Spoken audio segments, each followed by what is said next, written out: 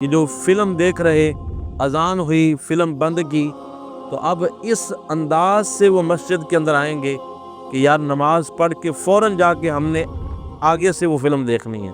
आम तौर पे जो हम रोज़ा रखते हैं ना, हम सिर्फ पेट का रोज़ा रखते हैं। हालांकि जब रोज़ा रखा जाता है तो सिर्फ पेट का रोज़ा नहीं रखा जाता, बल्कि हमारी ज़ुबान का भी रोज़ा होता है, हमारी आँख का भी रोज़ा होता है, हमारे कान का भी रोज़ा होता है, हमारे हाथ पाँव जिस्म के एक एक बाल का रोज़ा अगर होगा तो फिर ही हम रोज़ेदार कहलाएंगे। वरना हमने कई लोग ऐसे देखे अपना वक़्त गुजारने के लिए रोज़े का वक़्त जल्दी से गुजार लें और अफ्तारी तक पहुँच जाएं, फिर ये जो दरमियान वाला वक्फ़ा होता है वो इबादत के अंदर नहीं गुजारते, बल्कि वो फिल्मों और ड्रामों के अंदर और फजूल कामों के अंदर गुजार देते हैं।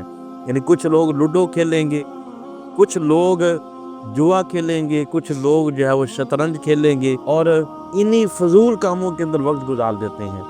और हमने कई ऐसे भी देखे कि जो फिल्म देख रहे, अजान हुई, फिल्म बंद की, तो अब इस अंदाज से वो मस्जिद के अंदर आएंगे कि यार नमाज पढ़ के फ़ौरन जाके हमने आगे से वो फिल्म देखनी है और आज हमने वो फिल्म मुकम्मल करनी है। तो याद रखिए कि जिस बंदे का दिल उधर लगा रहे, तो मुझे बताएं वो बंदा रोज़ेदार है।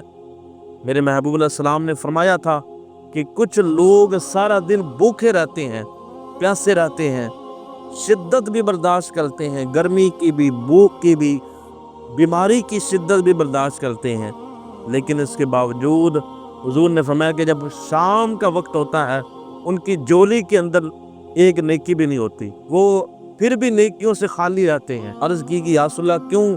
फरमाया क्योंकि उन्होंने ये गुनाह के अंदर सारा दिन गुजार दिया।